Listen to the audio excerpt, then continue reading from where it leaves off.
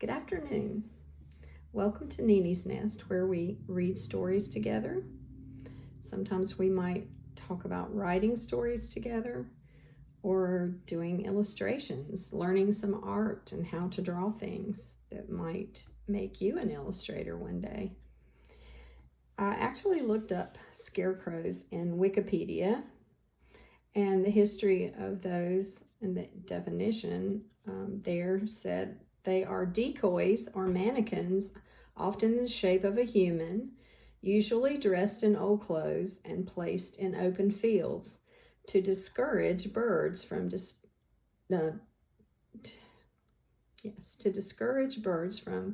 disturbing the seeds that the farmer has strewn on the soil or his growing crops. Often they are seen in farming communities, and it has come to be a symbol of fall and Thanksgiving in many areas. It is in my area. So as I read the story called The Scarecrow's Dance, we already see that he's going to be in movement. So remember to be observant. Look for movement in the illustrations by Bagram Ibatulin. I'm going to open the book to the back and read a little bit of information about this illustrator, Bagram Ibatulin, who is Russian. Open it up. In the back you have some info about the writer, Jane Yolen, who won a Caldecott Award for her book called Owl Moon. Many of you may have read that one. And the illustrator, born in Russia, Bagram Ibatulin, was educated in Moscow State Academic Art Institute. And he's also won awards for his books. You may have heard of The Miraculous Journey of Edward Tulane by Kate DiCamillo. She is one of my favorite writers, and so he illustrates for her and some other authors as well.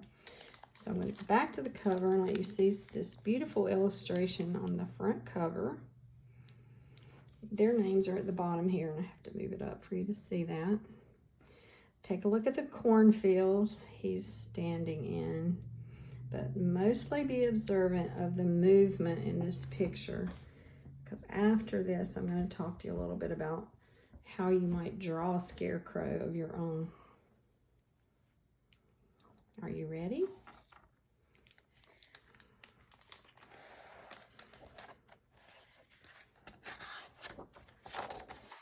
This looks like dusk, the beginning of the evening when the sun is going down. The title again, The Scarecrow's Dance.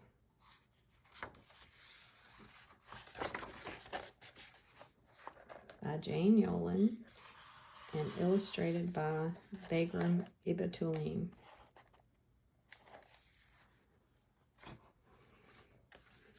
I'm going to try to let you see the words in both pages. Now we know it's night because we see the moon behind the clouds over here, and down here we see the scarecrow. And he does look like he's dressed in old clothes.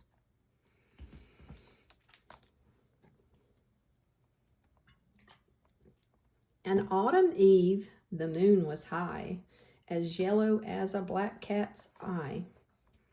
Out in the fields, stiff and forlorn, the scarecrow stood and watched the corn.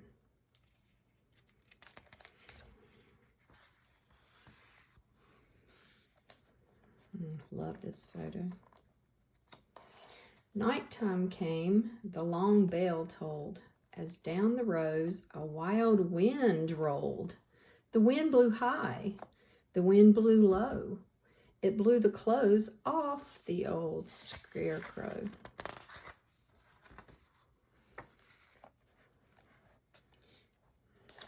Wow, he's really kicking his heels up here. His feet of straw began to prance, his knees of straw to bend and dance. His arms of straw were flung about. His mouth began a windy shout. Remember to be observant. He shrugged his shoulders, and a grin, just like a cornrow and as thin, broke out along his painted face. He gave a leap and left his place. I wonder if you could look over here on this side of the book page and see where his place was. You see the pole he was on.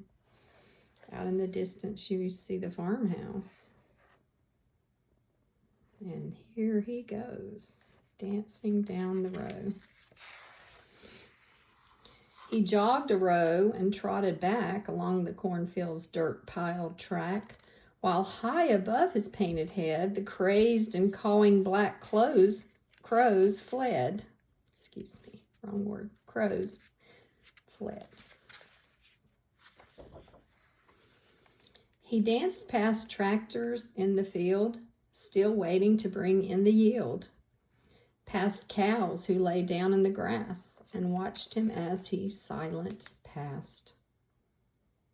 But look how he's dancing on one foot, the other up in the air.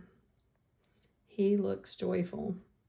He danced by a barn as red as blood and 2 pigs sleeping in the mud. Can you see those? The 2 pigs? And the lights of the farmhouse.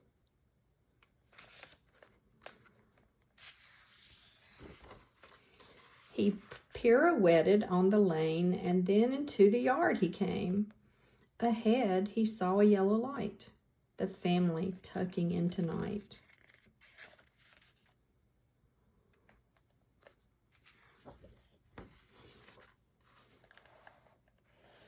He pressed his nose against the glass.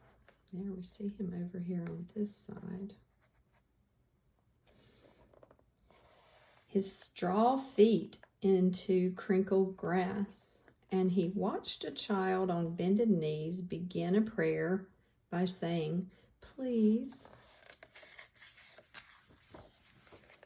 please bless our pigs and bless our barn and keep our chickens safe from harm.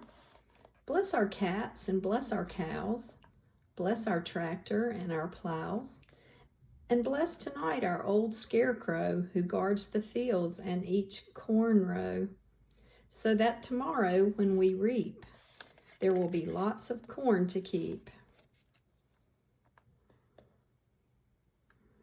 There you see the back side of the Scarecrow's hat. He's peering inside at the boy kneeling by his bed. The Scarecrow heard with painted ears and wept a pail of painted tears. Someone must have painted his features on his face.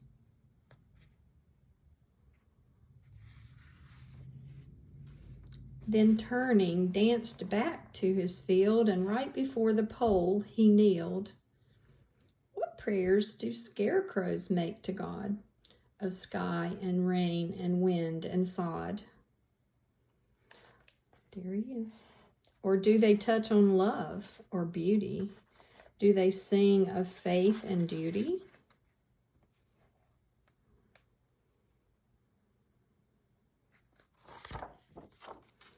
We'll never know, except that he, a scarecrow's singularity, with one great leap, high, high, and higher than any dancer could admire, slid back onto his wooden pole, which tall and straight just fit his soul.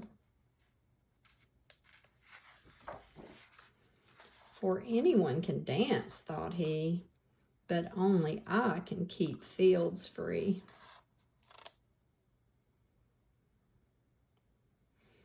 If you see the picture of him here, his arms look stiff and straight.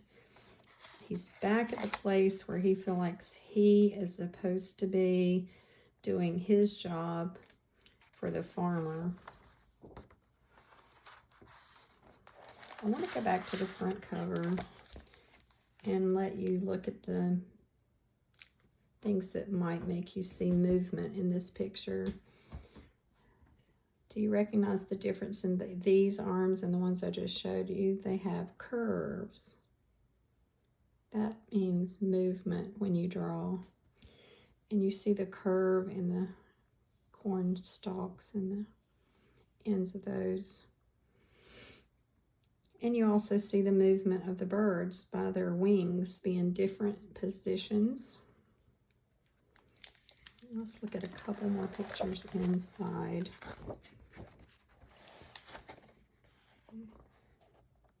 See, he's more stiff right here, but when he begins to dance, a couple of pages over,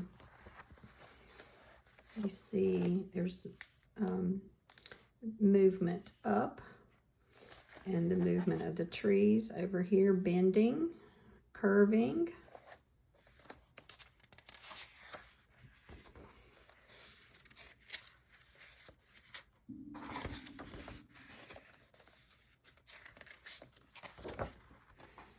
Again, curved arms, curved leg, and the bird's wings. And the wrinkle of the tie around his waist, it's not straight, it's got some curves in it. That helps to bring movement to your picture when you draw. These are such amazing illustrations. I love the dark and the light. There's a lot of working on the light in this picture, and this one as well.